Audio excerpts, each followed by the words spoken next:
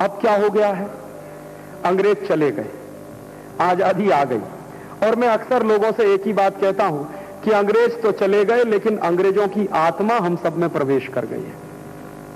कैसे प्रवेश कर गई है कि जो कॉन्वेंट स्कूल चले नहीं अंग्रेजों के जमाने में, वो कॉन्वेंट स्कूल आज गांव गांव गली गली घर घर खुल गए हैं। 2 कमरे का घर है, उसमें कॉन्वेंट स्कूल खोल के रखा हुआ है। और कैसे कैसे कॉन्वेंट स्कूल हैं इस देश में। बंबई में एक कॉन्वेंट स्कूल मैंने देखा है, उसका नाम है बजरंगबली कॉन्वेंट स्कूल।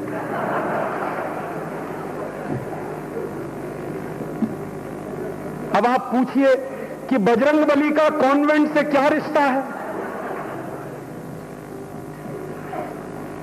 कुछ दिन के बाद आपको सुनाई देगा गणपति बप्पा कॉन्वेंट स्कूल है गांव गांव गली गली में। और अब यह बीमारी शहरों से गांव में पहुंच रही है। जिसको देखो वो इंग्लिश मीडियम स्कूल, जिसको देखो वो कॉन्वेंट स्कूल। और मैं दूसरी तरफ एक और देख रहा हूं कि जो मां बाप कभी कॉन्वेंट में भेजने को तैयार नहीं थे, आज वो क्या कर रहे हैं, बच्चे का जन्म लेने से पहले रजिस्ट्रेशन करवा के आ जाते हैं इंग्लिश में और कॉन्वेंट स्कूल। और एडमिशन करवाने के लिए 25,000 का डोनेशन भी दे आते हैं अपनी जेब से निकाल के। अब मैं लोगों से पूछता हूं कि मैकॉले तो मर गया, मैकॉले की आत्मा को आप अपने में धारण क्यों करे हुए। तो कहते हैं राजीव भाई, अगर बच्चे को कॉन्वेंट में नहीं पढ़ाएंगे, अंग्रेजी में नहीं पढ़ाएंगे, तो वो तो पीछे रह जाएगा। सबसे पहला तर्क कि हम अंग्रेजी में नहीं पढ़ाएंगे, कॉन्वेंट में नहीं पढ़ाएंगे तो बच्चा पीछे रह जाएगा। तो तब इसी तर्क के आधार पर दुनिया के वो सारे देशों के बच्चे पीछे रह जाने चाहिए जहां अंग्रेजी नहीं पढ़ाते, कॉन्वेंट स्कूल नहीं है। तो ऐसा एक देश है, उसका नाम है जापान। जापान में एक भी कॉन्वेंट स्कूल नहीं है और जापान में एक भी स्कूल इंग्लिश मीडियम भी नहीं है, यह भी जान लीजिए।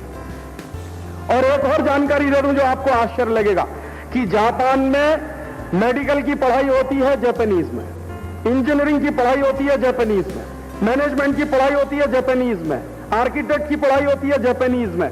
सब कुछ बचपन से लेकर और उच्च शिक्षा तक सब जापानीज में ही पढ़ाया जाता है। तब तो जापान को आगे बढ़ना ही नहीं चाहिए, सबसे पीछे रहना चाहिए था, क्योंकि आप मानते हैं कि बिना अंग्रेजी पढ़े बच्चे आगे नहीं बढ़ सकते। तो जापान तो पूरा का पूरा डूब जाना चाहिए था। लेकिन सच्चाई तो उल्टी है। 1950 में यह जापान डूब गया था, लेकिन आज जापान अमेरिका के भी सिर पे चढ़कर बोल रहा। अमेरिका की हिम्मत नहीं होती जापान से 2 बातें कहने की, क्योंकि जापान शक्ति है। आज उसके पास आर्मी नहीं है, जापान के पास आर्मी नहीं है, ये जान लीजिए आप। उसके पास अपनी आर्मी नहीं है, लेकिन शक्ति इतनी है कि अमेरिका की हालत खराब होती है जापान के सामने। शक्ति किसकी है? टेक्नोलॉजी की और पैसे की। और इतना पैसा है आज जापानीज बैंकों में कि वो चाहें तो अमेरिका को खरीद के फेंक सकते हैं, इतना पैसा है उनके पास। कैसे हो गया? बिना अंग्रेजी के, बिना कॉन्वेंट के इतने आगे बढ़ गया जापान। तो आप क्यों बेवकूफी कर रहे हैं कि आपके बच्चे पीछे रह जाएंगे? दूसरा ही एक देश है फ्रांस। 1945 के सेकेंड वर्ल्ड वॉर में फ्रांस बर्बाद हो गया था। फ्रांस में एक भी कॉन्वेंट स्कूल नहीं है, एक भी अंग्रेजी माध्यम का स्कूल नहीं है। फ्रांस में बचपन से लेकर और उच्च शिक्षा तक सब फ्रेंच में पढ़ाया जाता है। और इतना आगे है फ्रांस यूरोप में। कितने वैज्ञानिक पैदा हुए हैं फ्रांस में जिनको नोबेल प्राइज मिला। एक देश है चीन, वहां कोई अंग्रेजी में नहीं पढ़ता बच्चा, और उच्च शिक्षा भी काफी चीनी भाषा में ही पढ़ाई जाती। चीन तो पीछे नहीं है। दुनिया में अमेरिका के बाद दूसरे नंबर की शक्ति अगर किसी के पास है तो वो है चीन, तो पीछे तो नहीं रह गया। मैं तो ये देख रहा हूं कि जिन देशों में अंग्रेजी नहीं है वही आगे बढ़ रहे हैं। हमारे जैसे तो सब फिसड्डी ही है जहां अंग्रेजी है। और आपको आज का ताजा उदाहरण दे दूं कि आप जो मानते हैं कि अंग्रेजी नहीं पढ़ेंगे बच्चे, कॉन्वेंट में नहीं जाएंगे तो पीछे रह जाएंगे। हमारे देश के एक बहुत बड़े वैज्ञानिक हैं, उनका नाम है डॉक्टर APJ कलाम। उनको भारत रत्न मिला है।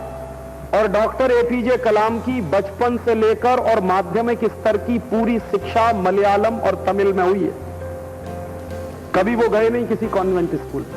और जो बच्चा बचपन से लेकर और इतनी ऊंची शिक्षा तक अपनी मातृभाषा में पढ़कर आया, वो हिंदुस्तान का सबसे बड़ा वैज्ञानिक है।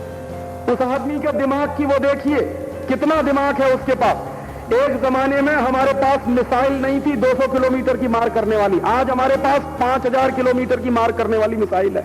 उसी आदमी की बुद्धि का नतीजा है ये। हिंदुस्तान जैसे राष्ट्र को उसने अमेरिका के समकक्ष बना दिया है मिसाइल की टेक्नोलॉजी में। एक भी देश ने हमको मिसाइल बनाने की टेक्नोलॉजी नहीं दी, एक भी देश ने, एक भी मल्टीनेशनल ने हमको वो टेक्नोलॉजी नहीं दी। वो डॉक्टर कलाम की बुद्धि से निकली है, जिसने कभी अंग्रेजी पढ़ी नहीं बचपन में, कॉन्वेंट में कभी गया नहीं। तो आप क्यों ये मान के बैठे हैं कि आपके बच्चे पीछे रह जाएंगे? कभी कभी लोग मुझे कहते हैं कि अंग्रेजी बहुत अच्छी भाषा है। मैं कहता हूं दुनिया में अंग्रेजी से रद्दी कोई दूसरी भाषा नहीं है। आप पूछेंगे क्यों? ये अंग्रेजी ही भाषा है जिसमें काका भी अंकल, ताऊ भी अंकल, मौसा भी अंकल, मामा भी अंकल, फूफा भी अंकल, फूफा का फूफा भी अंकल, सब अंकल।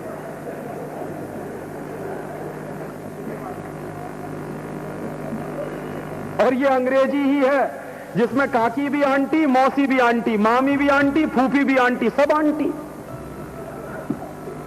अब आप मुझे बताइए कि काकी को मौसी बना सकते हैं या फूफा को मामा कह सकते हैं? अंग्रेजी वाले तो यही कहते हैं, सब अंकल हैं उनके यहां या सब आंटी। इसका मतलब समझते हैं क्या है? इसका मतलब यह है कि अंग्रेजी इतनी रद्दी भाषा है जिसमें अपने रिश्तों को कहने के लिए शब्द नहीं है। और जिस भाषा में अपने रिश्तों को कहने के शब्द ना हो वो दुनिया की सबसे रद्दी भाषा है।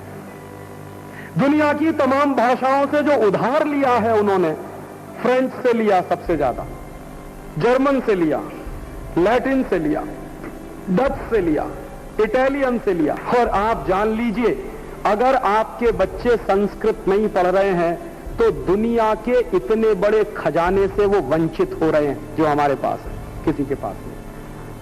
अंग्रेजी की बाप है संस्कृत।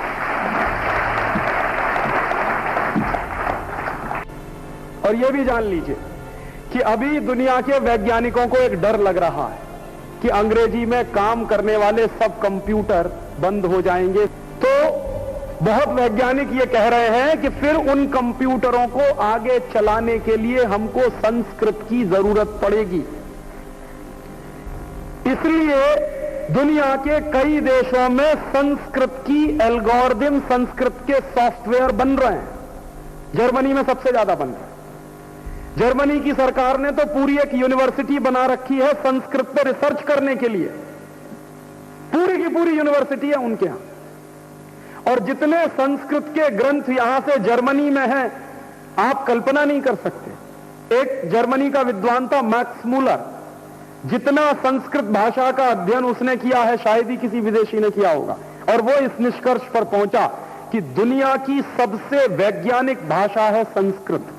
ये मैक्स मूलर ने कहा।